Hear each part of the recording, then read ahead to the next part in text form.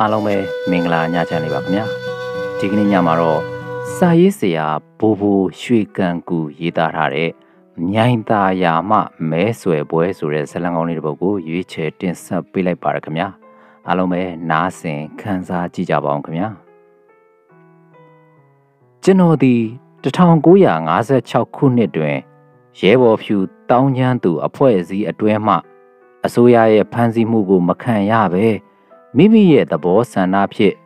မြိုင်သာယာစခန်းဌာနအုပ်ညီချိုနဲ့ဆက်သွယ်ပြီးကိုယ်တိုင်လာရောက်ကလက်နက်ချပြီးတော့အလင်းသို့ဝင်ရောက်ခဲ့ပါတယ်။ထိုစဉ်ကနိုင်ငံတော်အစိုးရကလည်းတော်တွင်မှလက်နက်ကင်တောင်းကျမ်းသူများကိုဖိတ်ခေါ်လျက်ရှိပြီးတော့နှွေးထွေးလှိုက်လဲစွာကြိုဆိုလျက်ရှိချိန်ဖြစ်ပါတယ်။ကျွန်တော်နဲ့အတူတပည့်9ယောက်ပါဝင်ပြီးကားပိုင်တစ်လက်6လုံးပြူတစ်လက်နဲ့ရိုင်ဖယ်2လက်ပါရှိ၍ဌာနအုပ်သည်ဝမ်းသာလျက်ရှိပြီးကတ်တဲစွမ်းရည်ပြမြက်ခင်းပြင်တွင်ညနေစာအဖြစ်ဂုံပြုပွဲပြုလုပ်ပြီးတော့အစိုးရဌာနဆိုင်ရာများတွင်ဝင်ရောက်လုပ်ကံရဖို့ကလည်းကူညီဆောင်ရွက်ပေးမယ်လို့ပြောပါတယ်ကျွန်တော်သည်ရဲဘော်ပြူအတွင်းရှိစဉ်က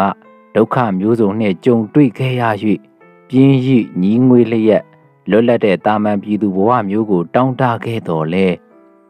တကယ်တမ်းအပြင်လောကသို့ရောက်လာတဲ့အခါလူအများတို့သည်ကျွန်တော်တို့အားလူဆိုးတခိုးကြဘိုးများလူမိုက်များဟုသတ်မှတ်ခြင်းခံရပြီးဆက်ဆံရေးမပြေလည်မှုများကြုံတွေ့ရပါတယ်ထိုအခါကျွန်တော်သည်ရဲဘော်ဖြူအတွင်းနေထိုင်ခဲ့တဲ့ညင်အတိုင်းဒေါသထောင်းကနေထွက်လာရပြီးကျွန်တော်လက်ထဲတွင်တနက်ရှိနေမယ်ဆိုပါကပြစ်တက်မိပေလိမ့်မယ်လူအများရဲ့မထီလေးစားဆက်ဆံမှုများကြောင့်ကျွန်တော်သည်မကြာခဏပြန်လဲတောခိုလိုစိတ်များဖြစ်ပေါ်လာမိရပြန်ပါတယ်ဝရိယတင်မောင်နှင့်ပီချေးတို့သည်မြေကြီးရှင်နှင့်ပဲတိုင်ဒလဝန်အလုတ်များသို့ဝင်ရောက်ကြပြီးတော့ဘိုးစောတင်မောင်နှင့်ကလမဲတင်အောင်ကိုသိန်းထိုက်တို့သည်ဖဆပလအဖွဲ့အတွင်းသို့ဝင်ရောက်သွားကြပါတယ်ထို့နောက်၎င်းတို့အိမ်အောင်ကြကုန်တယ်ကျွန်တော်သည်2နှစ်ခန့်ဇက်တပင်လောကတွင်ကျင်လည်ခဲ့ပြီးတော့ရွာသို့ပြန်လည်ရောက်ရှိခဲ့ဖြစ်ပါတယ်ကျွန်တော်ရဲ့ဘဝလန်းခရီးလန်းဒီကမဖြောက်ပြူးသေးပါကန်ဇက်စရာကျိုးဆွဲရာကရတဲ့ရုပ်သေးရုပ်ပုံတို့တဲ့ကျွန်တော်အလင်းသို့ဝင်ရောက်ချိန်၌ဖခင်ကြီးမှာလူလောကတွင်မရှိတော့ပါပြီဖခင်ကြီးကွယ်လွန်သွားခဲ့ရသောကြောင့်လဲကျွန်တော်အလင်းသို့ဝင်ရောက်ခြင်းဖြစ်ပါတယ်ကျွန်တော်တောတွင်၌ရှိစဉ်ကလေးကကျွန်တော်အကို2ယောက်မှာအိမ်ထောင်ကြလျက်ဖြစ်ပြီး၎င်းတို့ရဲ့မိသားစုစားဝတ်နေရေးကိုလုံးပန်းနေကြရ၍အမေတို့ကိုငွေရေးကြေးရေးမထောက်ပံ့နိုင်တဲ့အပြင်ညအိမ်ညနေလာရောက်မဆောက်ရှောက်နိုင်တဲ့အနေအထားတွင်ရှိနေ၍ကျွန်တော်မိသားစုတွင်အမေနှင့်အမများသာရုန်းကန်လှုပ်ရှားနေကြရ၍ပင်ပန်းလှပါတယ်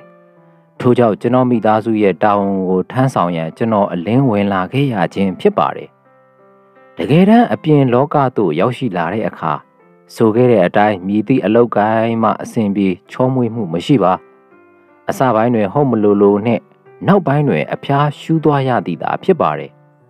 ကျွန်တော်ဒီအပြင်လောကသို့ရောက်လာတော့လဲတကယ်တမ်းတွင်ကျွန်တော်ရဲ့မိသားစုကိုအထောက်အကူမပြုနိုင်ပဲကျွန်တော်အတွက်ပါဝန်တက်စေရာရောက်နေသဖြင့်ကျွန်တော်စိတ်မကောင်းဖြစ်ရပါတယ်ကျွန်တော်ဘာလုပ်ရဘာကန်ရမလဲဤအချိန်တွင်ဖဆပလနှစ်ချမ်းကွဲမှုသည်လဲအဆုံးအစွန်သို့ရောက်ရှိနေပြီဖြစ်ရာပြန်လဲစေဆက်၍ဗိုလ်ချုပ်ကြီးနေဝင်းသည်နိုင်ငံတော်အာဏာကိုထိန်းသိမ်းလိုက်ရပြီးအိမ်ဆောက်အစိုးရဖွဲ့စည်းလိုက်ရပါတယ်ဗိုလ်ချုပ်နေဝင်းရဲ့အိမ်ဆောက်အစိုးရသည်မငြိမ်မသက်ဖြစ်နေတဲ့နိုင်ငံတော်ရဲ့အခြေအနေအရရက်ကိုစနစ်တကျတည်ငြိမ်အောင်ကြိုးပမ်းဆောင်ရွက်ပြီးဦးနုနှင့်ဦးဆောင်တဲ့တန့်ရှင်းဖဆပလနှင့်ဦးဘဆွေဦးကျော်ငိမ့်တို့ခေါင်းဆောင်တဲ့တီမြဲဖဆပလတို့ကိုပြည်သူဆန္ဒခံယူ၍ရွေးကောက်ပွဲကျင်းပပြုလုပ်မည်ဖြစ်၍ရွေးကောက်ပွဲတွင်အနိုင်ရတဲ့အဖွဲ့ကိုနိုင်ငံတော်အာဏာအပ်နှင်းမယ်လို့ကြေညာတယ်ထို့ကြောင့်တန့်ရှင်းတဲ့တီမြဲအဖွဲ့2ဖွဲ့သည်မြန်မာတနိုင်ငံလုံး၌မဲဆွယ်ပွဲများအပြင်းအထန်ပြုလုပ်လျက်ရှိပါတယ်တီမြဲအဖွဲ့တွင်လက်နက်ကင်အဖွဲ့အစည်းကပိုက်ထောင်တပ်များထားရှိပြီးတော့အာဏာဖြစ်ချင်းချောက်ကမဲဆွယ်လျက်ရှိတဲ့ကဲ့သို့တန့်ရှင်းဖဆပလဘတ်တွင် ငွေကြေးချမ်းသာကြွယ်ဝသူများပါဝင်သောကြောင့်ငွေကြေးအစားအဝတ်အထည်တို့ဖြင့်စီးရုံးလျက်ရှိပါတယ်ငန်းစွန်မြို့နယ်အတွင်းအရွေးချယ်ခံမဲ့အမတ်လောင်းများမှာတန့်ရှင်းဘက်မှဥပုတီမြဲဘက်မှအငိမ့်စားဗိုလ်မှူးဟောင်းဗိုလ်တင်မြတ်တို့ဖြစ်ကြပါတယ်စီယုံရေးဆင်း၍နိုင်ငံရေးတရားဟောကြားရာတွင်လည်းတစ်ဖက်နှင့်တစ်ဖက်စိတ်မချရပါအချိန်မရွေးအသက်အန္တရာယ်ကြားရောက်နိုင်ပါတယ်ငန်းစွန်မြို့နယ်စေးခင်းရွာတွင်6လောင်းပြိုင်လူသက်မှုပေါ်ပေါက်လိုက်တဲ့အခါတနိုင်ငံလုံးတုန်လှုပ်ခြောက်ခြားသွားကြရပါတယ်ဒေဆုံးသူများမှာအဝါရောင်ကိုစားပြုတန့်ရှင်းဖာစာပါလာဘက်မှဝေငှထားတဲ့အဝါရောင်လုံကြီးအင်ကြီးတို့ကိုမိုးဆင်ရဲကြတော့ပါတီမြဲကိုစားပြုအနီရောင်ဝစ်ဆင်ကြသူများကိုသာတွေ့မြင်ကြရပါတယ်ထိုအချိန်တွင်အဝါရောင်ဘက်တွင်မဲဆွယ်တရားဟောစီယုံရေးစင်းထိုသူတို့ထိတ်လန့်ကြောက်ရွံ့ကြလျက်မလှုပ်ရှားရဲလောက်အောင်ဖြစ်နေကြရပါတယ်ဗိုလ်မှူးဗိုလ်တင်မြင့်သည်မြိုင်သာယာအရှိရွာတွင်ဝါဆက်များကိုပိုင်ဆိုင်တဲ့တထေးကြီးဦးဆက်လူရဲ့သမတ်ဖြစ်၍ဝါဆက်ယုံဝင်းကြီးအတွင်းတွင်စီယုံရေးရုံကန်ဖွင့်လှစ်ထားရှိပြီးတော့နေစဉ်လူတရားနီးပါးခန့်တို့ကိုချက်ပြုတ်ကျွေးမွေးလျက်ရှိသည်မှာမိโกတလူလူဖြစ်အပြင်ပန်းအားဖြင့်ပျော်ရွှင်ပွဲပင်ဖြစ်ပါတယ်ဦးဆက်လူသည်မြိုင်သာယာဇာတိမဟုတ်ပါပြည်ကြီးတရုတ်လူမျိုးဖြစ်တော်လဲဒုတိယကမ္ဘာစစ်မတိုင်မီမြန်မာနိုင်ငံလွတ်လပ်ရေးမရမီကာလတွင်ခလေးဘဝကလေးကရောက်ရှိလာပြီးကြိုးစားစီးပွားရှာယာမှယနေ့တွင်စက်ပိုင်တထေးကြီးဘဝသို့ရောက်ရှိနေခြင်းဖြစ်ပါတယ်စိတ်သဘောထားကောင်းမွန်ပြီးတော့နေသူနေသားတို့အပေါ်တွင်ပေးကမ်းလှူဒန်းမှုရက်ရောသူဖြစ်၍အများရဲ့ချစ်ခင်လေးစားမှုကိုခံယူရရှိထားသူဖြစ်ပါတယ်ဦးဆက်လူရဲ့တမတ်ဦးပုသည်စိတ်ထားကောင်းမွန်၍ခင်မင်ဖော်ရွေမှုရှိသောကြောင့်ဦးဆက်လူနီးတူအများရဲ့မေတ္တာကိုခံယူရရှိထားသူဖြစ်၍အရှိမြိုင်သာယာတွင်ဗိုလ်တင်မြင့်ရဲ့ဆွေမျိုးများမှအပအနောက်မြိုင်သာယာတွင်လည်းဗိုလ်တင်မြင့်ရဲ့ဆွေမျိုးများမှအပအဝါဘက်ကူသာဆန္ဒမဲပေးကြမိမှာတေးကြလှပါတယ်ဦးဆက်လူရဲ့အကြောင်းမှာစာရေးသူရဲ့မြိုင်သာယာမှဒေါ်သိန်းခင်ဝတ္ထုတွင်ဖော်ပြပါရှိပြီးဖြစ်ပါတယ်ဤသို့ဖြင့်ဝါကောင်လာပြည့်ကျော်တနေ့တွင်ဖြစ်ပါတယ်ဤနှစ်သည်မိုးကောင်းလှပါတယ်ကျွန်တော်တို့အိမ်ကလေးမှာရှေ့အဖေသည်တွတ်မိုးဦးနုအစိုးရလက်ထက်ကပြည်တော်သားစီမံကိန်းအဖြစ်တွတ်တစ်ချက်5ချက်နှုန်းဖြင့်ရောင်းချပေးခဲ့ပါတယ်ရှေ့အဖေသည်တွတ်မိုးဖြစ်ပြီးတော့နောက်အိမ်မကြီးသည်ဝကတ်မိုးဖြစ်ရာဝကတ်ရဲ့တက်တန်းမှာ9နှစ်ခန့်သာခံ၍ယခုမိုးယိုနေပြီဖြစ်ပေတယ်ဝကတ်အသက်မိုးရင်25ချက်မျှကုန်ကြမယ်ထိုငွေကိုမတက်နိုင်သေးပါထို့ကြောင့်ကျွန်တော်သည်ကိုချစ်ဝေရဲ့လဲဖြစ်တောသို့လိုက်သွားရပြီးတော့အိမ်အမိုးများဖာထေးရန်မျက်ဆက်များကိုရိတ်လျက်ရှိပါတယ်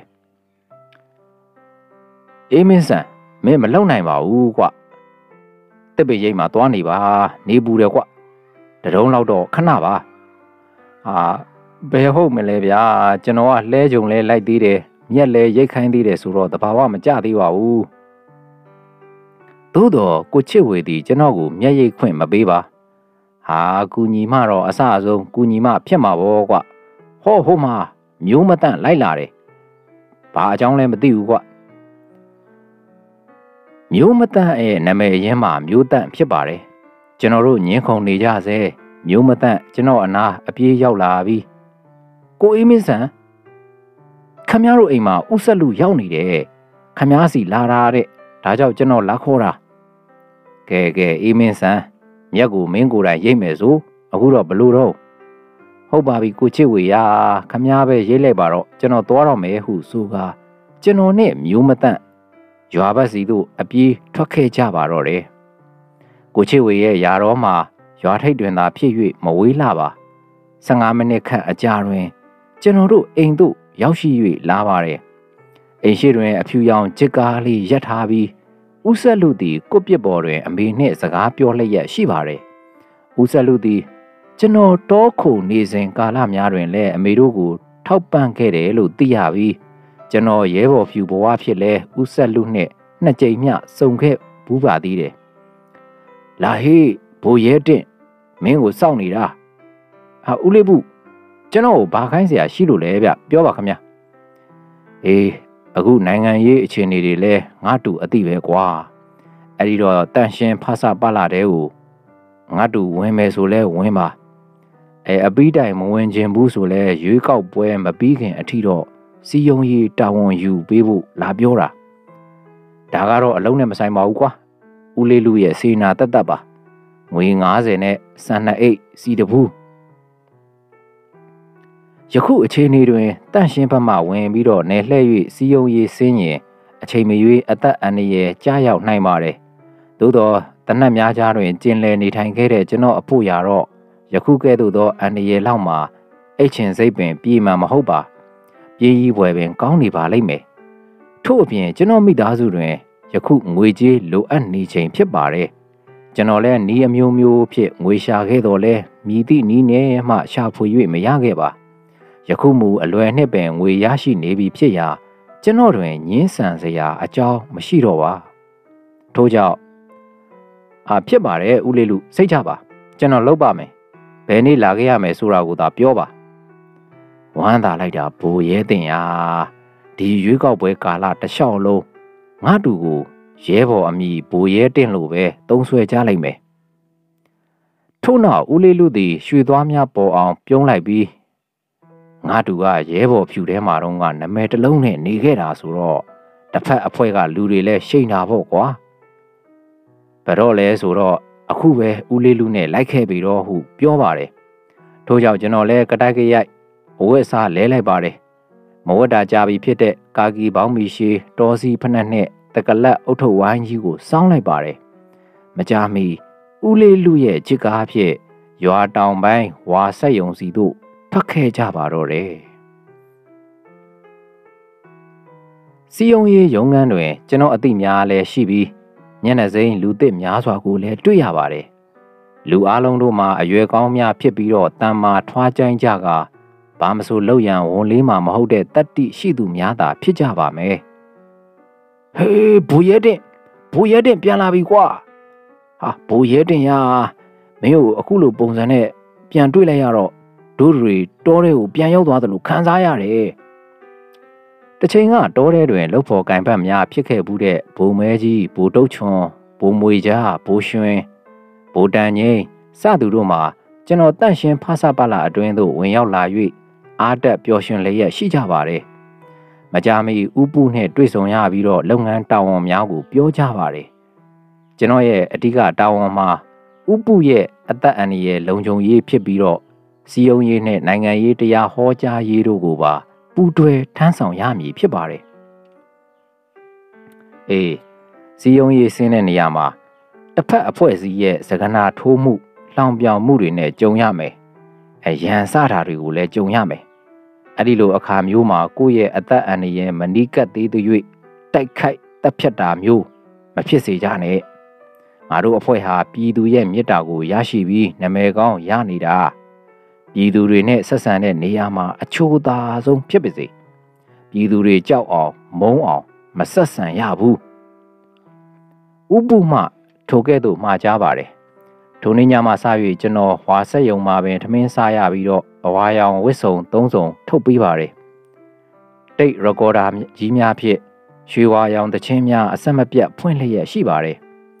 ပြောစရာကောင်းတယ်လို့တော့စိတ်ထဲတွင်ခံစားရပါတယ်ကျွန်တော်ရဲ့ဘဝဒီက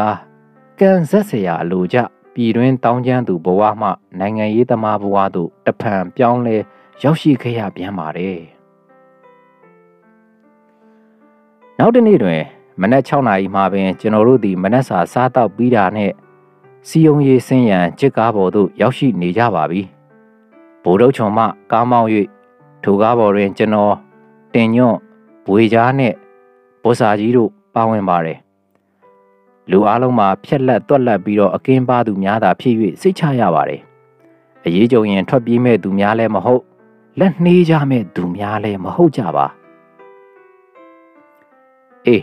ပထမဆုံးနဝရရွာကိုသွားပြီးရင်တောင်ကုန်းတီကုန်းအောက်ယူဒီကနေ့ရွာလေးရွာဆိုတော့ပါပြီအပြန်ကမိုးမချုပ်စင်နဲ့မြိုင်သားရအနောက်ရွာနားကိုရောက်ရင်တတိထားကြ ကျွန်တော်တို့ကားထွက်ခါနီးတွင်ဥပုမှစိုးရင်စွာဖြင့်မှားကြားလျက်ရှိပါတယ်ဤရက်များတွင်မြိုင်းသားရအနီးတစ်ဝိုက်၌လက်သည်မပေါ်တဲ့လူတက်မှုများလူချောင်းရိုက်မှုများမကြာခဏဖြစ်ပွားပေါ်ပေါက်လျက်ရှိရာအများပြည်သူရွာသူရွာသားတို့မှထိတ်လန့်ကြောက်ရွံ့တုန်လှုပ်လျက်ရှိရာစားတုတ်တုတ်လာတုတ်တုတ်သွားတုတ်တုတ်ဖြစ်ကြီးလန့်စာစားဖြစ်နေကြရပါတယ်ကျွန်တော်တို့လည်းလမ်းဘေးဝဲရာကိုဂယုပြုကြည့်ရှုရင်းနဲ့မောင်းနှင်လာခဲ့ကြပါတယ်နဝရကြီးရွာသည်မြိုင်းသားရမြင်းချံသွားကားလမ်းပေါ်တွင်တည်ရှိပြီးတော့အင်္ဂလိပ်တို့ဖောက်လုပ်ခဲ့တဲ့ကြောက်ခင်းလမ်းဖြစ်ပါတယ်လမ်းမှာကြမ်းတမ်းလှပါ၍ချစ်ကားပေါ်တွင်ထိုင်ရသည်မှာစိတ်မကြပါဘောင်နှန်းကိုမြဲမြံစွာစုပ်ကင်ထားရပါတယ်ထို့ကြောင့်ခရီးမတွင်နိုင်ဖြစ်ရပြီးတော့9 နာရီလောက်တွင်မှနဝရရွာသို့ရောက်ရှိပါတယ်ရွာသူကြီးအိမ်သို့ကားမောင်း၍သွားရာဤရွာမှလူများသည်ကားမမြင်ဘူးသဖြင့်ကလေးလူကြီးမကြံအထူးဆန်းသဖွယ်ထွက်၍ကြည့်ကြပါတယ်ဟာဘိုးရဲတင့်ကြီးတော့ဟာဘိုးရဲတင့်ပြန်လာပြီဟေ့ဘိုးရဲတင့်လင်းဝင်သွားတယ်ဆိုပြီးတော့တောပြန်ခိုးလာပြန်ပြီနဲ့တူတယ်ကျွန်တော်ကိုမြိုင်းသားရွာသူရွာသားများကတယောက်တစ်မျိုးထင်ကြီးများပေးလျက်ရှိကြရာကျွန်တော်လည်းပြန်လဲရှင်းပြနိုင်ခြင်းမရှိ၍လက်ပြ၍သာလိုက်ပါခဲ့ပါတယ်တကြီးအိမ်သို့ရောက်တဲ့အခါတကြီးနဲ့တကြီးကတော်တို့ကလည်းရုတ်တရက်ကျွန်တော်ရောက်ရှိလာ၍ဝမ်းသာပျော်ရွှင်လျက်ရှိကြပါတယ်ဟာဘိုးရဲတင်ကြီးအလင်းဝင်သွားတာတခါမှကိုမတွေ့ရတော့ဘူးဝမ်းသာလိုက်တာတော့အခုတော်ကကားတွေဘာတွေနဲ့ကြီးပွားနေတာပေါ့လေမဲတင်ရဲ့ညီကလည်းနောက်မှစကားပြောပါအေးဘိုးရဲတင်ကိုစားဖို့တခုခုစီစဉ်စမ်းပါဦးဒါနဲ့ဘိုးရဲတင်တို့အေးစစ်စစ်နေမှာမဟုတ်လားတကြီးသည်၎င်းရဲ့ဇနီးကိုပြောရင်းနဲ့ကျွန်တော်ဘက်ကိုလှည့်မေးလိုက်ပါတယ်အေးစစ်စစ်တော့ဟုတ်ပါတယ်ဗျာအခုကျွန်တော်တို့ကမဲဆွယ်တရားဟောလာတာဗျဒါကြောင့်တကြီးကလူစုပေးပါဦးပြီးမှစားကြတာပေါ့ဗျာဘိုးရဲတင်းတို့ကတော့ခစ်မိတယ်ဟေးရဲဘော်ဖြူခစ်တုံးကလည်းရဲဘော်ဖြူပဲအခုကြပြန်တော့လဲနိုင်ငံရေးသမားကြီးဖြစ်လာပြန်ပြီတကြီးသည်ကျွန်တော်ကိုထိုးသို့ပြောပြီးတော့အိမ်ကောင်းရင်တွင်ရှိတဲ့မောင်းကြီးကိုထုလိုက်ပါတယ်ဒူကနေမောင်းကြီးမှာအတန်အောင်လှပါတယ်ပဲ့တင်ထက်တန်တို့ကရွာအနှံ့သို့ပြန့်လွင့်သွားပါတယ်မကြမီရွာသူရွာသားများတဖွဲဖွဲရောက်ရှိ၍လာကြပါတယ်ရွာသူရွာသားအားလုံးသည်ကျွန်တော်ကိုနှုတ်မဆက်ရဲကြပါတကြီးနဲ့တကြီးကတော်ကိုကြောက်ရွံ့ကြသောကြောင့်ဖြစ်ပါတယ်တကြီးအိမ်ကြီးမှာရှေးဟောင်းပြင်တောင်နှစ်ထပ်အိမ်ကြီးဖြစ်၍ကျွန်တော်တို့သည်အိမ်အောက်ထပ်တန်းရားတွင်ထိုင်နေခြင်းဖြစ်ပါတယ်မိဖို့အတွင်းမှညှော်နှံ့များရရှိနေပါတယ်မြေပဲဆန်နဲ့ကြက်ဥကြော်နှံ့များဖြစ်ပါတယ်ဇပွဲပေါ်တွင်ထညက်နှင့်ရင်းနှီးခရာချထားပါတယ်တကြီးသည်ဩဇာအာဏာညောင်းလှပါတယ်တခဏအတွင်းမှာရွာမှလူများစုံညီစွာရောက်ရှိလာကြပါတယ်ထိုအခါဗိုလ်တုတ်ချုံမှကဲဘိုးရဲတင်ဟောပြောပွဲစလိုက်ကြစို့ဟုပြောပြီးတော့ရှေ့သို့ထွက်၍မတ်တက်ရက်လိုက်ရာရွာသားများအားလုံးငြိမ်သက်စွာငေးကြည့်နေကြပါတယ်လေးစားအပ်ပါတော့တကြီးနဲ့တကွရွာသူရွာသားများခမအခုကျွန်တော်တို့ရောက်ရှိလာတာကတော့မကြာမီကျင်းပမဲ့ရွေးကောက်ပွဲကြီးမှာရွာသူရွာသားများရွေးချယ်မှုမမှားရအောင်လာရောက်အသိပေးပြောကြားခြင်းဖြစ်ပါတယ်။ဂရုစိုက်ပြီးတိတိချာချာနားထောင်ကြပါ။ဘိုးရဲတင်ကနေဆက်လက်ရှင်းလင်းပြောကြားပါလိမ့်မယ်ခမ။ဘိုးရဲတင်ရွာသူရွာသားများကိုရှင်းလင်းပြောပြပေးရန်ဖိတ်ခေါ်အပ်ပါတယ်။ဤနေရာကိုကြွပါခမ။ကျွန်တော်ဒီတောက်လက်ဆရေနွေးပကံကိုအကုန်အစင်မော့ချလိုက်ပြီးတော့တန်းရမှရွာသားများရှိသို့ထွက်လိုက်ပြီးတကြီးနှင့်ရွာသားများကိုဥညွန့်ပြီးအယိုအသေးပြုတ်လိုက်ပါတယ်တဖြောင်းဖြောင်းလက်ခုပ်တံများစူညံစွာထွက်ပေါ်လာပါတယ်ကျွန်တော်ဒီပရိသတ်ကိုတစ်ချက်ဝေးကြည့်လိုက်ပြီးတော့ချောင်းတစ်ချက်ဟန့်လိုက်ကလေးစားအပ်ပါတော့တကြီးနှင့်တကွရွာသူရွာသားအပေါင်းတို့ခမကျွန်တော်တို့တိုင်းပြည်မှာမကြခင်မှာပဲနိုင်ငံနဲ့အဝါမှာပြည်သူဆန္ဒကိုခံယူတဲ့ရွေးကောက်ပွဲကြီးကျင်းပတော့မှာဆိုတာအားလုံးသိပြီးဖြစ်ပါတယ် ကျွန်တော်တို့မြန်မာနိုင်ငံဟာလွတ်လပ်တဲ့နိုင်ငံဖြစ်တယ်လို့ကိုကံကြမ္မာကိုကိုဘာသာရွေးချယ်ဆုံးဖြတ်ပိုင်ခွင့်ရှိတဲ့ဒီမိုကရေစီလမ်းကြောင်းပေါ်မှာရှောက်လန်းနေချိန်ဖြစ်ပါတယ်။ဒါဟာတကယ့်မဟာအခွင့်အရေးပါ။အုပ်ချုပ်သူကိုမိမိတို့ဘာသာရွေးချယ်ခန့်အပ်ရတဲ့စနစ်ပါ။ဘယ်သူကမှမိမိတို့ကမတင်မြှောက်ပဲဇွတ်အတင်းလာရောက်အုပ်ချုပ်လို့မရပါဘူး။ကိုယ့်ရဲ့ကံကြမ္မာကိုကိုဘာသာရွေးချယ်ပိုင်ခွင့်ရှိပါတယ်။အဲဒီတော့တခြားလူတွေဘက်ကလူတွေကိုမပြောလိုပါဘူး။ကျွန်တော်တို့ရဲ့ခေါင်းဆောင်ကြီးဦးနုကိုပဲပြောပါမယ်။ခေါင်းဆောင်ကြီးဟာမြန်မာနိုင်ငံကိုဗုဒ္ဓဘာသာနိုင်ငံအဖြစ်ဆောင်ရွက်ပေးခဲ့တယ်။တန်ခါရနာတင်ခဲ့တယ်။ဒီနှစ်ချက်ကိုကြည့်ုံနဲ့တင်ခေါင်းဆောင်ကြီးဟာအမျိုးဘာသာသာသနာကိုဘလောက်ချစ်တယ်ဘလောက်မျက်နှိုးလေးစားတန်ဖိုးထားတယ်ဆိုတာပေါ်လွင်သိတာလှပြီးတော့ခေါင်းဆောင်ကြီးရဲ့ကျေးဇူးဘလောက်ကြီးမားတယ်ဆိုတာသိတာလှပါတယ်။ဒါကြောင့်ကျွန်တော်တို့ဟာကျေးဇူးသိတဲ့အနေနဲ့ဒီခေါင်းဆောင်ကြီးကိုဒီရွေးကောက်ပွဲမှာမရွေးချယ်သင့်ဘူးလားခင်ဗျာကျွန်တော်ဒီစကားဖြတ်လိုက်ပြီးတော့ပြိသက်ကိုကြည့်လိုက်ပြီးကျွန်တော်မေးတာဖြေကြပါအောင်ခင်ဗျာရွေးချယ်သင့်ပါတယ်ရွေးချယ်သင့်ပါတယ်ကဲဒါဆိုဟုတ်ပြီဒါပေမဲ့ခင်ဗျားတို့ရွာမှာလာပြီးချမှာကခေါင်းဆောင်ကြီးဦးနုကိုစားဦးပုရဲ့မဲပုံးလာချမှာဖြစ်ပါတယ်ဦးပုမဲပုံးကိုထည့်ရင်ဦးနုကိုမဲထည့်တာနဲ့အတူတူပဲဆိုတာနားလည်ကြပါဒါကြောင့်ရွာသူရွာသားတွေဥပုမဲပုံးကိုထည့်ကြရမယ်ဆိုတာမှတ်ထားပါကျွန်တော်ဟာဥပုဘက်ကဖြစ်လို့ဥပုကိုမဲထည့်ရင်ကျွန်တော်ကိုကူညီရာရောက်ပါတယ်ဒါကြောင့်ကျွန်တော်တို့မှတ်မိကြရဲ့လားဘသူမဲပုံးကိုမဲထည့်ရမှာလဲဥပုမဲပုံးကိုထည့်ရမှာပါဗျို့ဥပုမဲပုံးကိုထည့်ရမှာပါ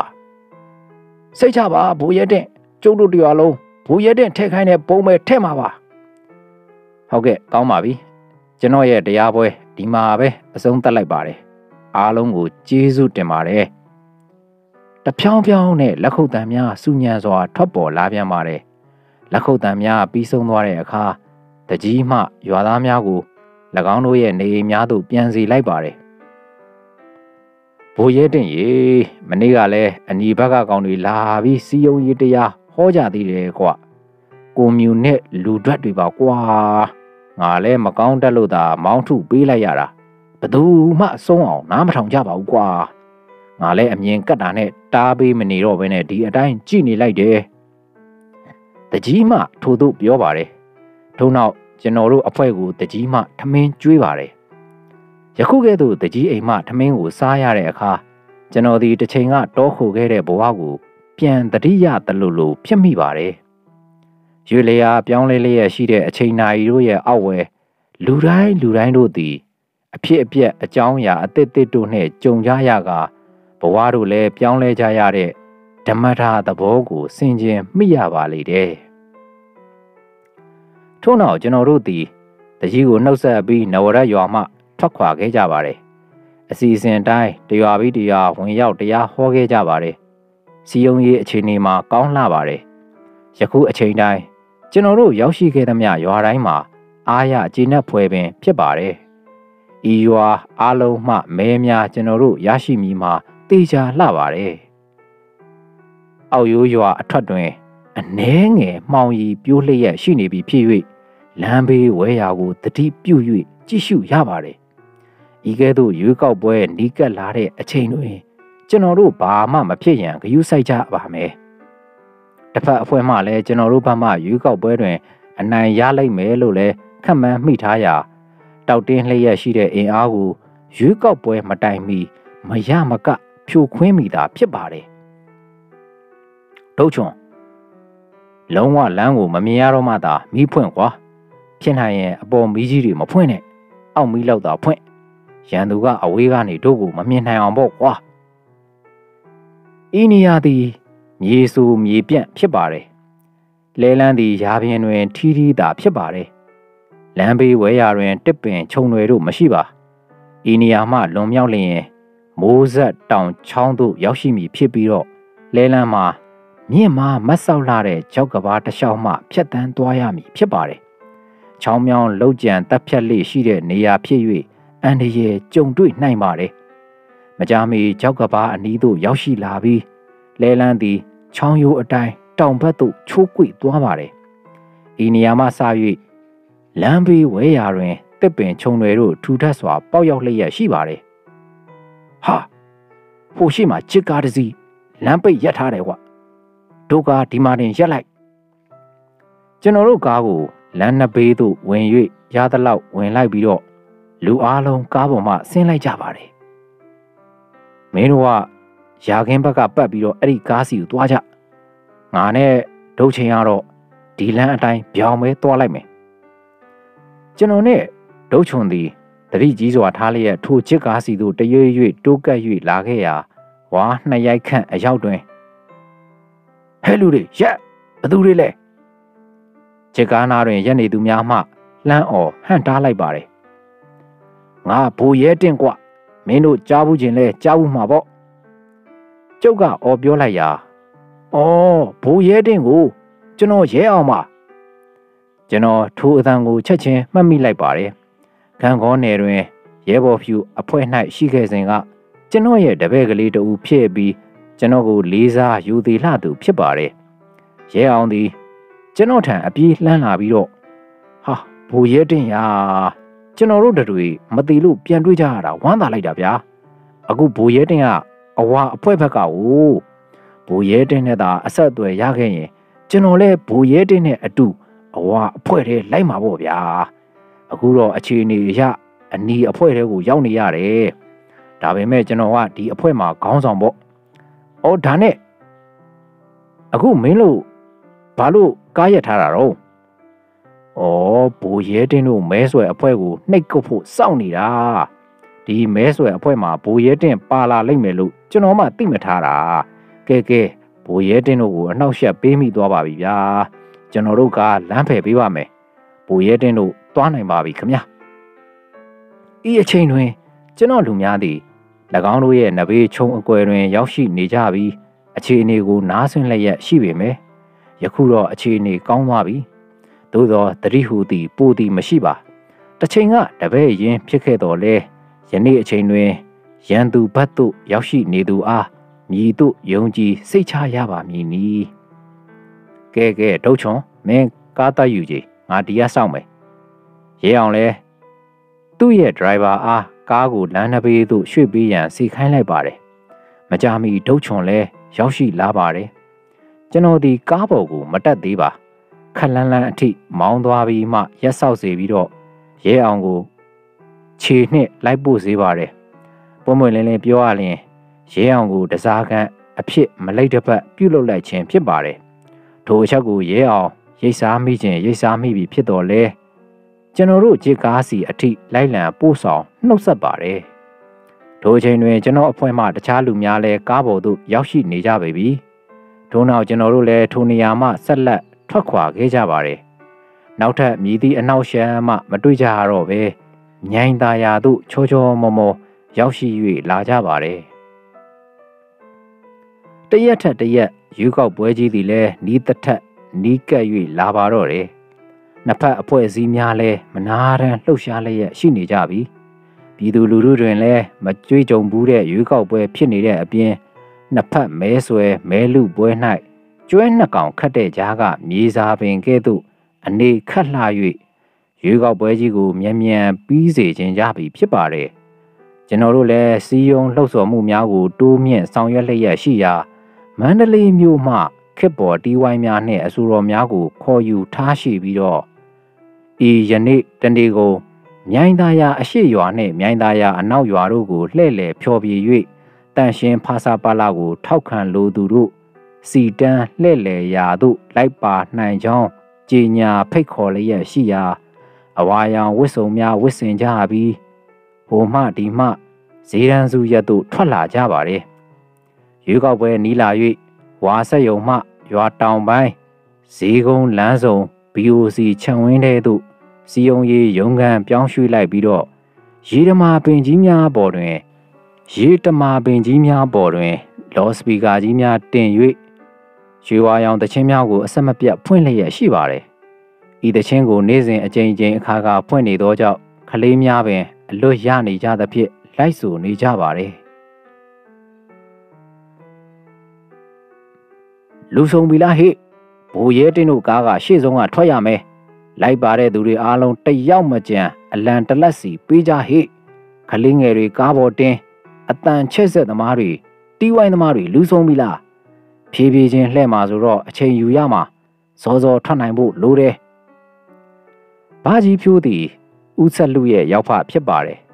ဝါဆက်ယုံနဲ့အလုသမား900ကျော်ကိုနိုင်နှင်းစွာအုပ်ချုပ်နိုင်တဲ့မန်နေဂျာဖြစ်၍ရွာလူထုအပေါ်မှာတင်ဩဇာညောင်းသူဖြစ်ကစီမံခန့်ခွဲမှုကောင်းလာပါတယ်ထို့ကြောင့်ယခုမဲဆွယ်ပွဲလှည့်ရန်လဲဘာကြီးဖြိုးမှပင်စီမံခန့်ခွဲလျက်ရှိပါတယ်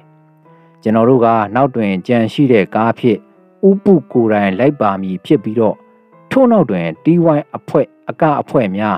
ခလေးငယ်များလိုက်ပါမယ်အဖွဲ့များမှာလော်ရီကားကြီး10စီးအထိပင်ပါဝင်ပါတယ်ရွာအတွင်းမှာလူများလဲ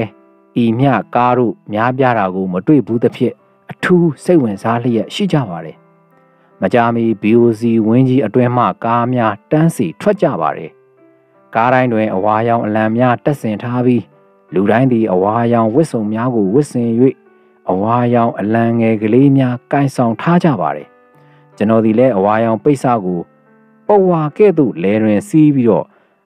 အဝါရောင်အလံငယ်တစ်ခုကိုကိုင်ဆောင်ကာချစ်ကားရှေ့ခန်းမှလိုက်ပါခဲ့ပါတယ်ရွှေဝါရောင်လူတို့ကိုတန့်ရှင်းမှစိတ်ချရသည်ကြွေးတာကိုစားပေးတာယူထားဖက်စစ်နဲ့ဒီမိုကရေစီအားလုံးသိသည်တဲ့ကျွန်တော်တို့နောက်မှကားများပေါ်မှတချင်းတန်တို့တွင်ပြန့်လွင့်လျက်ရှိပါတယ်လမ်းဆောင်လမ်းခွတိုင်းတွင်ဖျော်ဖြေရေးအဖွဲ့များရပ်တန့်၍အဆိုအကများဖြင့်ဖျော်ဖြေကြပါတယ်ကျွန်တော်တို့မြိုင်သားရတွင်ဤကဲ့သို့သောတီဝိုင်းကြီးမျိုးကိုမကြည့်ရှုဘူးသဖြင့်ရွာလုံးကျွတ်နေပါအနီးဘက်ကိုထောက်ခံသူများမှလွဲ၍အားလုံးထွက်ကြည့်ကြပါတယ်အစိုးရဘက်ကိုထောက်ခံသူများမှထွက်မကြည့်ယုံမျှတာမကတပိတ်မှောက်သောစန့်ကျင်သောသဘောဖြင့်အိမ်တကားဝင်းတကားများကိုပါပိတ်ထားကြပါတယ်နိုင်ငံခေါင်းဆောင်လူကြီးပိုင်းများအနီးအဝါကွဲပြားမှုကြောင့်ကျွန်တော်တို့ရွာထဲမှာပင်မိတ်ဆွေချင်းဆွေမျိုးချင်းရွာသူရွာသားချင်းပင်စိတ်ဝမ်းကွဲပြားမှုကြောင့်ကျွန်တော်တို့ရွာထဲမှာပင်စိတ်ဝမ်းကွဲပြားလျက်ရှိပါတယ်ရုပ်စာအစုံ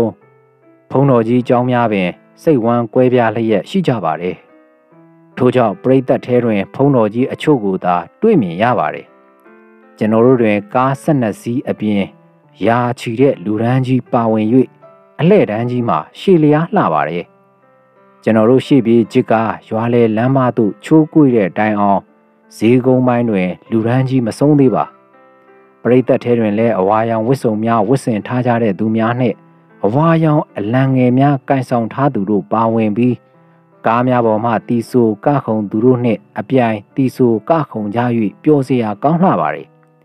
နေရာတိုင်းတွင်ရွှေဝါရောင်တေးသချင်းတို့လူတိုင်းရဲ့ပါဇက်ပြားတွင်ရောက်ရှိနေကြပါတယ်ပရိသတ်ကြီးမှဖျော်ဖြေရေးအဖွဲ့များကိုတခဏနဲ့မထွက်စေရဘဲနဲ့ရှေ့မှပိတ်၍တားထားကြပါတယ်ထို့ကြောင့်တနေရာနှင့်တနေရာတချင်း9ဘုတ်ခန့်တီဆူကခုံပြီးမှသာထွက်ခွာကြရပါတယ်ဒိုခါဘာကြီးဖြိုးမှလေးစားရပါသောရွာသူရွာသားများခမညာ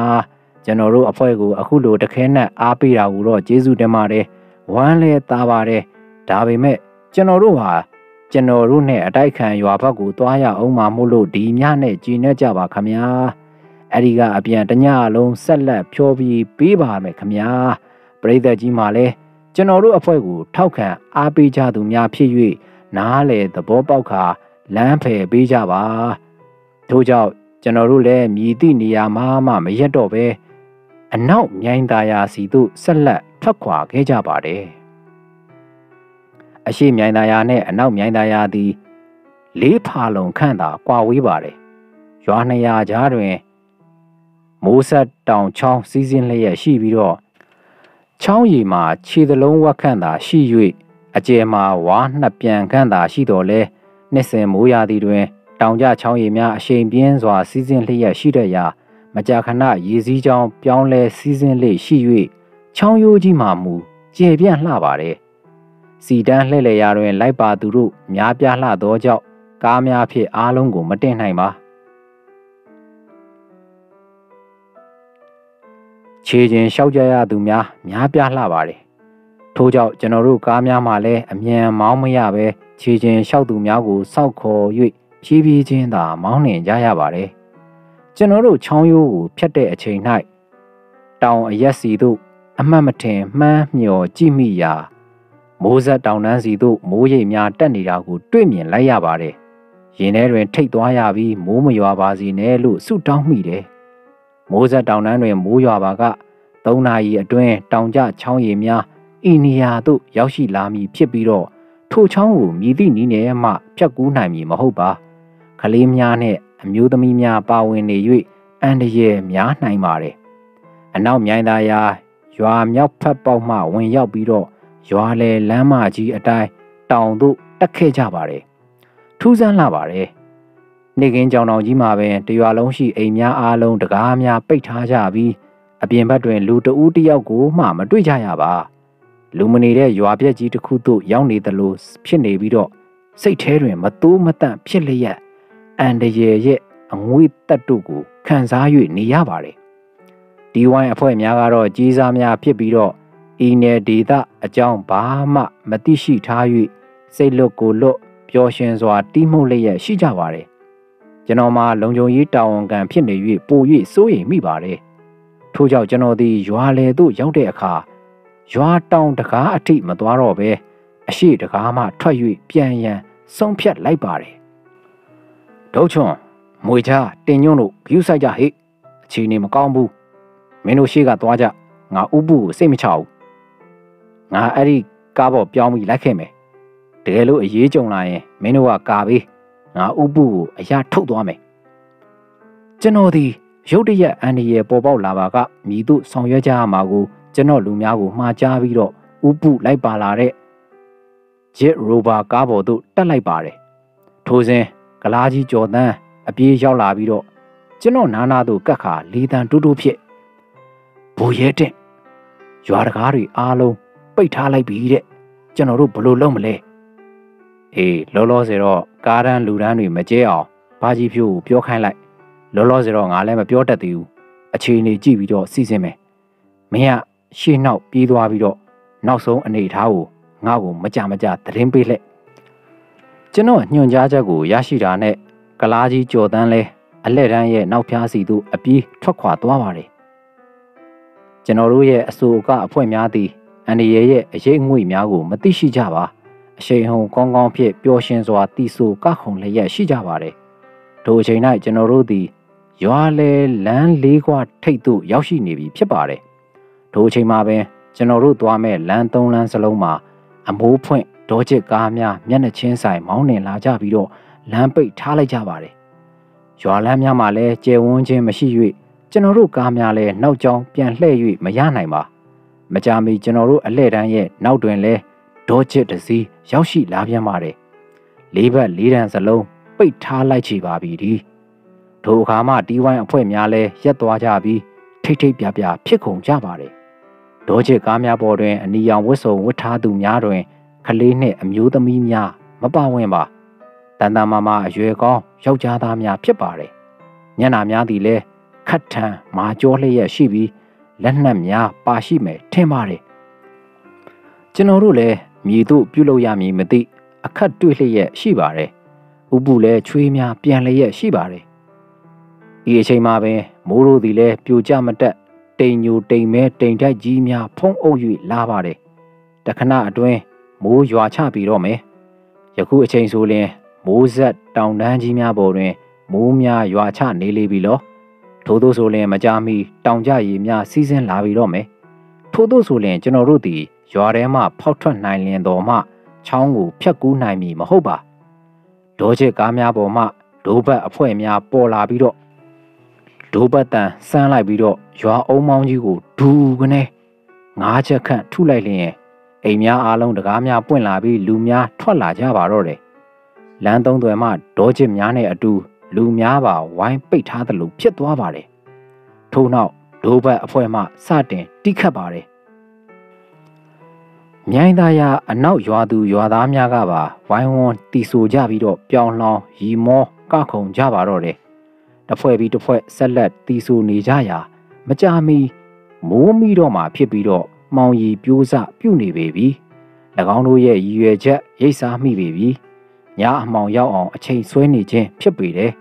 ညအမှောင်ရောက်လျင်အမှောင်ကိုအကာအကွယ်ယူပြီးလက်သည်မပေါ်တဲ့ရုံးရင်ဆန်ခတ်တိုက်ခိုက်နည်းဖြင့်ကျွန်တော်တို့အဖွဲ့ကိုတိုက်ခိုက်ချေမုန်းပေတော့မယ်ဤသို့သောတိုက်ခိုက်ချေမုန်းခံရမည်ဆိုပါကဤရွေးကောက်ပွဲကြီးပြက်ရတော့မှတေချာလှပါတယ်ထို့သို့အဖြစ်မခံနိုင်ပါဟန်တားရမည်သာဖြစ်ပါတယ်ထို့ကြောင့်ဘာကြီးဖြိုးကိုခေါ်လိုက်ပြီးတော့လမ်းဖွင့်ပေးဖို့ပြောကြားစီလိုက်ပါတယ်ဘာကြီးဖြိုးမှအတန်ချက်ဆက်ဖြစ်ဤသို့ကြေညာလိုက်ပါတယ်လေးစားချစ်ခင်ရပါသောမြိုင်သားရအနောက်ရွာမှညီအကိုတို့အနီအဝါရဲလို့ဖာစာပလာနှစ်ချမ်းကွဲပြီးကိုနှစ်သက်ရာပါတီကိုထောက်ခံအားပေးပြီးပါဝင်ဆောင်ရွက်နေကြတော့လေတမီတဲနေတရီတဲတောက်တဲ့ညီရင်အကိုတွေပါဒါကြောင့်တို့ကလည်းညီအကိုတို့အပေါ်မှာမေတ္တာမပြတ်ရှိစေခြင်းပါတယ်ဒါကြောင့်လမ်းဖယ်ပေးကြပါရွာတကားဖွင့်ပေးကြပါမိုးရွာရင်တောင်ကျချောင်းရီလာလိုက်မယ်အခုမိုးလဲချုပ်နေပါပြီဘာကြီးဖြိုးရဲ့စကားဆုံးလျင်ဝါဟာဟာအဖွဲတစ်ဖွဲမှအလွန်ကောင်းလာတဲ့ပြက်လုံးတစ်ခုကိုကြားလိုက်ရတဲ့ကဲ့သို့လောင်ပြောင်ရီမောလိုက်ကြပြီးတော့ဒိုးဘတ်တန်များစူညံစွာထွက်ပေါ်လာ၍တန်ချက်များတိုင်ပြီးတော့ပျော်ရွှင်စွာတီဆူကခုံပြီးပြောင်လောင်ဟားတိုက်ရီမောကြပြန်ပါတယ်တဖြည်းဖြည်းအလင်းရောင်သည်လည်းကွယ်ပြောက်၍လာပြီးမိုးသက်လေများပင်ရောက်ရှိ၍မကြာမီလေရောမိုးရောရောက်ရှိလာတော့မယ်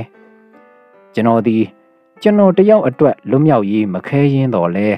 ဥပုကိုကဲထုတ်ရန်နှင့်ကျွန်တော်တာဝန်ယူခဲ့ရတဲ့ဤလူအားလုံးကိုကဲထုတ်နိုင်ရန်မှာ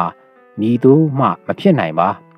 ကျွန်တော်ဘဝတွင်ယခုလောက်ဆိုးဝါးတဲ့အကြက်အတဲနှင့်ကျင်းမြောင်းမှုမျိုးကိုမကြုံတွေ့ဘူးပါအချိန်မရှိတော့ပြီမည်သို့ရင်ဆိုင်ဖြည့်ရှင်းပါမည်နီတန်ချက်အဖွဲရက်သွားလျင်ဘာကြီးဖြိုးမှအတန်ချက်ဆက်ဖြင့်ထမှန်၍မေတ္တာရက်ခံပါတယ်သို့သောမေတ္တာရက်ခံချက်ကိုမည်သူကမှအရေးမထားကြပါဟားတိုက်ရီမောကြပြန်ပါတယ်ဤအတိုင်းဆိုရင်မဖြစ်ချေပြီးကျွန်တော်ဒီကားပေါ်မှာခုန်ဆင်းလိုက်ပြီးတော့ဒေါ်ချစ်ခေါင်းကန်းတကားအနီးသို့တွားရောက်ပြီးတော့ခမရတို့အထက်ကတာဝန်ရှိသူနဲ့စကားပြောခြင်းတယ်မင်းကဘသူဘာကောင်းလဲငါတို့အဖွဲ့ထဲမှာတာဝန်ရှိသူတယောက်မှမပါဘူးကျွန်တော်ဒီရင်းရင်တီအပြောခံလိုက်ရတဲ့အခါဒေါသထောင်းကနေဖြစ်သွားရပါတယ်ထိုသူအားကားပေါ်မှာဆွဲချပြီးတော့မှတ်လောက်သားလောက်အောင်စုံမပြစ်လို့လာပါတယ်သို့တော့ယခုအချိန်ဒီမှာထိုသူဒေါသရှိထား၍မဖြစ်ပါစိတ်ရှည်ရမိတာဖြစ်ပါတယ်ထိုအချိန်မှာပင်ရွှေဘုံသာကျောင်းဆရာတော်ကြီးကြွရောက်လာသည်ဖြင့်နှစ်ဖက်အဖွဲ့အစည်းမှလူများအားလုံးလှုပ်လှုပ်ရှားရှားဖြစ်သွားကြပြီးအတန်ပလန်များအားလုံးတိတ်ဆိတ်ငြိမ်သက်သွားပါတယ်ဘာကြီးဖြိုးသည်ဆရာတော်အားထိုင်၍ကြော့လိုက်ရာကားပေါ်မှလူများအားလုံးလဲဆရာတော်ဘုရားကြီးကိုလက်အုပ်ချီလိုက်ကြပါတယ်ဘာကြီးဖြိုးသည်ဆရာတော်ထံမိုက်ခွက်ကိုပြီးလိုက်လျင်ဆရာတော်သည်ဤကဲ့သို့မိတ်ကြားတော်မူပါတယ်မြိုင်သားယာအရှိရွာနှင့်မြိုင်သားယာအနောက်ရွာမှတကာမအပေါင်းတို့မြတ်စွာဘုရားရှင်လက်ထက်ကလေးကရေလူတဲ့ပြဿနာနဲ့ဆွေတော်မျိုးတော်တွေအချင်းချင်းသွေးချောင်းစီစစ်ပွဲကြီးဖြစ်ဖို့ရာလက်မတင်ကလေးမှာပဲမြတ်စွာဘုရားကဖြံပြေလို့ပြည်လေအေးချမ်းခဲ့ရတယ်အခုလည်းပဲဒီရွေးကောက်ပွဲမှာတီမြဲကနိုင်သည်ဖြစ်စေတန့်ရှင်းကနိုင်သည်ဖြစ်စေဘယ်သူမှတသက်လုံးအုပ်ချုပ်ရမှာမဟုတ်ပါဘူးတခဏတာလေးပါအဲ့ဒီအတွက်လူတွေကိုမစတေးကြပါနဲ့ကိုယ့်ရဲ့လက်ငင်းဘဝတို့တမိုင်းကြောင်းလဲမကောင်းသလိုတန်တရားမှာလဲအပေကိုထားရမှာဖြစ်ပါတယ်အာဓမ္မတရားဟာအောင်မြင်မှုအစစ်ကိုမရနိုင်ပါဘူးဓမ္မတရားနဲ့မေတ္တာတရားကသာအရာရာကိုကောင်းသောအောင်မြင်မှုကိုရရှိပြီးရေရှည်တည်တံ့ခိုင်မြဲမှာဖြစ်ပါတယ်အောင်မြင်ခြင်းရှုံးနိမ့်ခြင်းတို့ဟာလဲအခုဘဝစေတနာနဲ့အတိတ်ဘဝကံတွေနှစ်ပါသက်ဆိုင်တာမှုဖြစ်သမျှအကြောင်းအကောင်းကြီးလို့မှတ်ယူကြရပါမယ်ကဲတကားတို့လမ်းဖယ်ပေးကြပါ ရွာတကားတွေဖွင့်ပေးကြပါကဲတကားတို့ကားတွေကျုံနောက်ကလိုက်ခဲကြပြီးတော့ထိုအချိန်တွင်ရွှေဘုံသာဆရာတော်ရဲ့တပည့်ဦးစင်းနှင့်ကိုရင်များအပါ30ခန့်ရောက်ရှိနေပြီးဆရာတော်ကြီးအားဝန်းရံထားလိုက်ပြီဖြစ်ပါတယ်ထို့နောက်ဆရာတော်ကြီးမှဥဆောင်ပြီးရွာအရှိတကားသို့ရှေးရှုထွက်ခွာကြွမြန်းတော်မူရာလမ်းပိတ်ထားတဲ့လူများနှင့်ဒေါ်ချစ်ကားတို့လမ်းဖယ်ပေးကြပါတယ်အရှိရွာကဧည့်သည်တွေကိုဘယ်သူမှမထိချနဲ့ဟေးငါတို့အသက်နဲ့လဲပြီးကာဝယ်ကြရမယ်လို့ဦးစင်းတစ်ပါးမှအော်ပြောလိုက်ပါတယ်ကျွန်တော်တို့ကားများနဲ့လူများရဲ့နဘေးတွင်ဦးစင်းများနဲ့ကိုရင်ကြီးများကစောက်ရှောက်လိုက်ပါပြီးတော့ရွာတကားကြီးကိုဖွင့်ပေးလိုက်ပါတယ်ထိုအချိန်တွင်ဖြော်ပြရေးကားများပေါ်ရှိလူများအားလုံးမျက်နှာကလေးမှာငယ်လေးရရှိကတချို့ကလေးများလည်းအော်ဟစ်ငိုကြွေးလျက်ရှိပါတယ်မောင်နေပြီဖြစ်၍ကားမီထိုးရပါတယ်မိုးပေါက်ကြီးများလည်းတပြောက်စတင်ကြရောက်၍လာနေပြီဖြစ်ပါတယ်ကျွန်တော်ဒီရွာတကားမှထွက်လျင်ဥပုကားပေါ်မှဆင်းလိုက်ပြီးတော့ဥပုကားကိုအရှိမြိုင်သာယာသို့မောင်းနှင်စေပြီး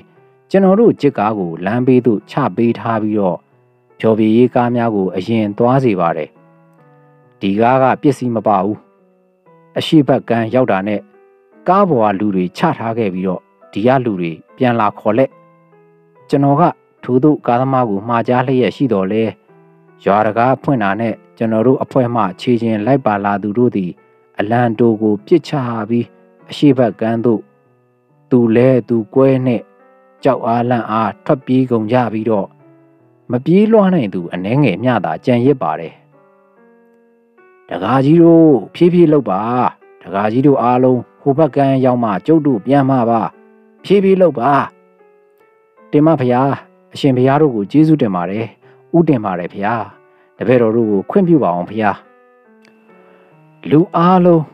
အရှိဘက်ကန်းသို့ရောက်ရှိသွားမှကျွန်တော်တို့ချစ်ကထွက်ခဲ့ကြပါတော့တယ်ထိုအချိန်တွင်မိုးသေးစပြုတ်နေပြီဒုတ်ချွန်းမြန်မောင်းဟိတောင်ကြရီလာတော့မယ်တကယ်တော့မိုးကလည်းရွာပြန်ချောင်းရိုးအတွင်းလည်းဖြစ်နေပြန်ရာခရီးမတွင်လာပါယခုအချိန်သာချောင်းရည်ကျလာလျင်ကျွန်တော်တို့ကြစ်ကားလေးမှာဒလိတ်ကွေးမျောပါသွားမိမှာတေချာလှပြီတယ်မကြမီချောင်းညာထက်စီမှဝုန်းကနေရေတံများကြားရပြီးလျက်စီလက်လိုက်ခြင်းတွင်လူလက်ခုပ်တစ်ဖောင်မျှအမြင့်ရှိတဲ့ရေလုံးကြီးမွေးတကောင်ပြေးလာတဲ့ကဲ့သို့အရှိန်ဖြစ်ထိုးဆင်းလာပါတယ်။ဦးဒုံနဲ့ဒုတ်ချုံသည်ဂီယာချိန်ပြီးတော့ချောင်းရိုးအတွင်းမှမောင်းတက်လိုက်ပါတယ်။ကျွန်တော်တို့ကားလည်းချောင်းကဘာပေါ်သို့အရောက်ကျွန်တော်တို့ကားနောက်တွင်ရေလုံးကလည်းအရောက်ဖြစ်ပါတယ်။လမ်းမတင်ကလေးသာလွတ်မြောက်ခဲ့ရခြင်းဖြစ်ပါတယ်။ချောင်းကဘာထက်သို့ရောက်ရှိတာနဲ့ကျွန်တော်တို့လည်းကားကိုခိတ္တရက်လိုက်ပါတယ်ရေစည်းကြမ်းတမ်းလှတဲ့တောင်ကျရေတို့မှာကြောက်မဖွယ်ဒလဟောစီးစင်းလျက်ရှိပါတယ်ရွာနေရာရဲ့ပြိပခအသွင်ဆောင်လျက်ရှိတဲ့တင်းမာတဲ့အခြေအနေရတို့သည်လည်းရွာနှစ်ရွာစလုံးမှာကိုးကွယ်ယုံကြည်ကြတဲ့ရွှေဘုံသာဆရာတော်ဖះရဲ့ဆုံးမမှုကြောင့်ကြည်အေးခြင်းသို့ရောက်ရှိခဲ့ပြီရန်ညိုးသူဖွဲ့ခြင်းအမုန်းတရားတို့သည်လည်းမိုးဆက်တောင်ကျချောင်းရည်အလင်းတွင်မျောပါသွားခဲ့ပြီဒီကျွန်တော်တို့ချစ်ကဈေးကုန်းထိပ်သို့ရောက်တဲ့အခါမိုးလဲတိတ်သွားပါတယ်မကြာမီကောင်းကင်တစ်ခုလုံးတိမ်မဲတို့ကင်းစင်ပြီးထိန်လင်းတဲ့လားပြေဝန်းကြီးနဲ့အတူတလက်လက်တောက်ပတဲ့ငွေကျဲကလေးများလဲကောင်းကင်အနှံ့ပေါ်ထွက်လာပါတယ်စောစောကမှုန်တိုင်းထန်တဲ့ပင်လယ်ပြင်ကဲ့သို့ကြမ်းတမ်းခတ်ထန်လာတဲ့အခြေအနေတို့သည်လဲပဂရိတည်ငြိမ်အေးချမ်းတဲ့ကံရည်ပြင်တာယာအေးချမ်းခြင်းသို့ရောက်ရှိခဲ့ရပြီသို့တော်ကျွန်တော်တို့သည်ပန်းနိုင်သို့မရောက်ရှိသေးပါပြည်သူလူထုအကျိုးပြုတဲ့ပြည်သူအစိုးရအဖွဲ့တစ်ခုပေါ်ထွက်လာစေရန်ဆက်လက်ကြိုးပမ်းလှုပ်ဆောင်ကြရအောင်မည်ဖြစ်ပါတည်း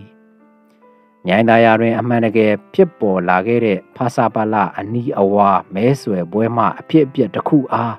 ပြန်လည်အောင်းမေ့တတ်သောစွာဖြင့်တင်ဆက်ရခြင်းဖြစ်ပါ၏အချိန်ကာလရန်ရာရဲ့ရွေ့လျားခြင်းရဲ့အောက်ဝဲခေတ်စနစ်တို့အမျိုးအဖုံ